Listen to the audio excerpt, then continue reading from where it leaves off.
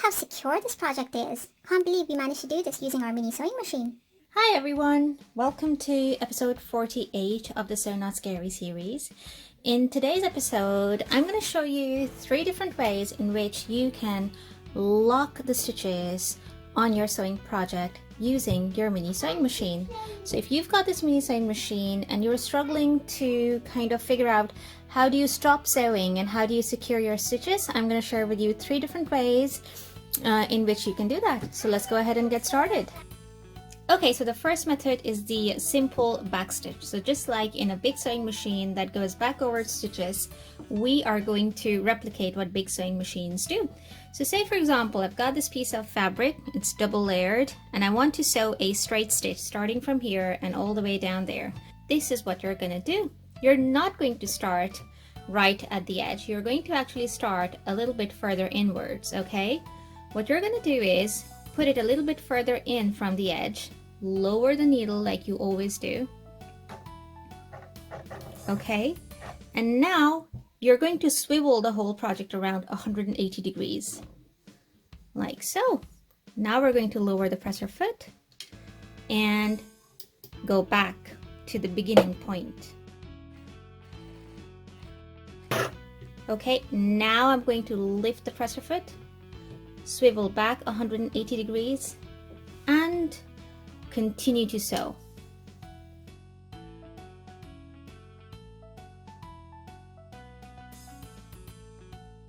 Want to finish sewing, I'm going to keep the needle lowered inside the project, lift the presser foot, swivel the whole project around again, lower the presser foot, and go back over my stitches about 4 or 5 stitches. Okay, and that's it. So we lift the presser foot, get the needle out, make a loop. Now you can see our project is secure at the beginning, okay? So when I pull on these threads, my sewing is not going to unravel, and at the end as well, okay? So I don't need to keep really long thread tails. When I pull on them, nothing is going to unravel. That is how big sewing machines function as well, but they have a backstitch button or a lever, which we don't. So we physically, manually try to replicate what big sewing machines do. So this is method number 1. Method number 2 is a manual double knot without using a needle. So if you've seen this video, you will see that I showed you how to use a needle to pass the threads onto one side of the fabric, give it a double knot, and you'll be done. However, in this method that I'm about to show you, you don't have to use a needle. Here's what you're going to do. As before, you're going to keep your thread tails quite long, okay? And we're just going to start sewing. So I'm going to lower my needle in, lower the presser foot, and sew a straight stitch.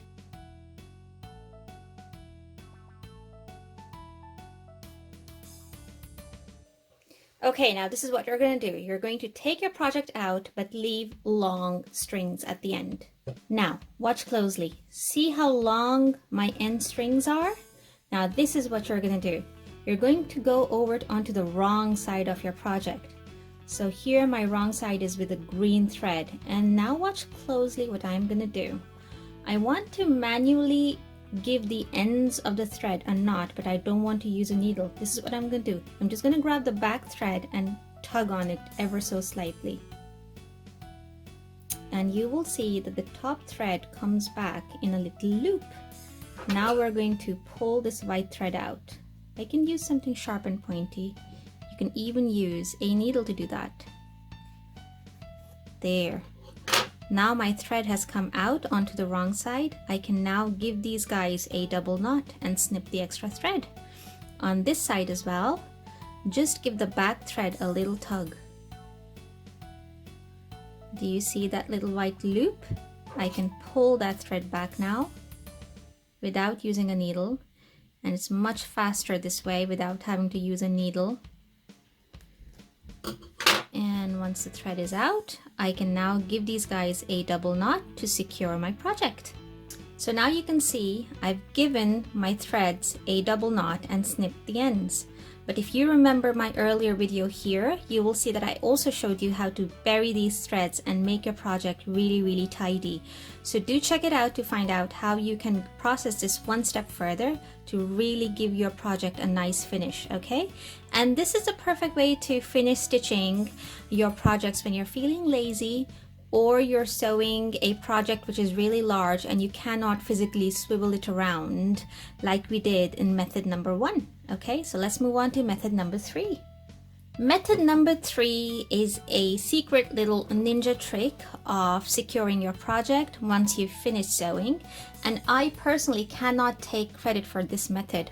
I actually saw a lady using it on her channel. It's an Asian channel, so the language is different. I will link down to her channel down below, but it's quite unusual. I've never seen anyone else do this, but it works because this lady, she's an expert seamstress and she shows people how to kind of sew proper fancy garments. I like to call this method the reverse kangaroo hop, and that's because just like kangaroos, we do a huge hop backwards once we've started to secure our stitches. This is how you're going to do it. So you're going to start sewing a simple stitch and you're going to go forward about 5 stitches, okay? Here we go.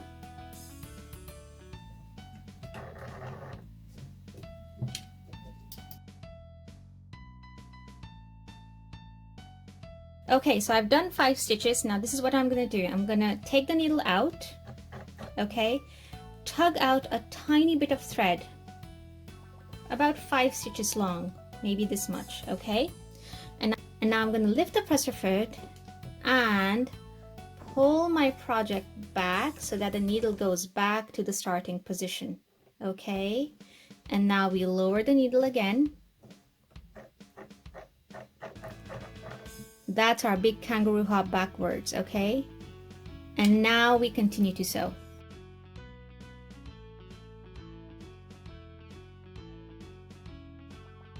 Now I've reached the end of my project. I'm going to do a reverse kangaroo hop again. So I lift the presser foot, lift the needle out of the project, okay? Get a tiny bit more thread from my spindle, okay? And now I hop back a few stitches, lower my needle again, and then continue to sew till the end one more time. Now just normally lift the needle, get some thread out, pull the project out, and just snip off the extra threads. No need to do any knots, no need to secure any threads, just clip them. Okay, so essentially what you've done is you literally just jumped back and gone back over your initial stitches twice, okay? And you've repeated the same right at the very end as well. Now, on this black fabric, you will see that this does not look particularly neat, okay? If you compare this method with this or this method, it doesn't look very neat. But I wouldn't have been convinced had I not seen that lady using this method repeatedly on her channel, and she uses like a proper big heavy solid sewing machine, kind of like almost like a vintage machine, which probably doesn't have a reverse sewing function, or maybe that function is broken, and she's sewing full-size proper garments using this method. Okay, so clearly it works. And if you're stitching and this is on the wrong side of the fabric anyway, I don't think it matters. So that's the third method of securing your stitches. So there you have it, 3 different methods of securing your stitches when you start and finish sewing your projects. I hope you found this video helpful. If you have any questions, please do post them down below and I will do my very best to get back to each and every one of you. And yeah, with your mini sewing machine, just remember that not having that backstitch or reverse stitch lever doesn't mean that you cannot sew. You just simply have to work around the limitations of this little machine and discover creative ways of solving our problems, okay? I hope you enjoyed today's tutorial. If you did, please do give it a thumbs up and subscribe to my channel. Share this video if it'll help someone, and I shall see you guys soon. Bye!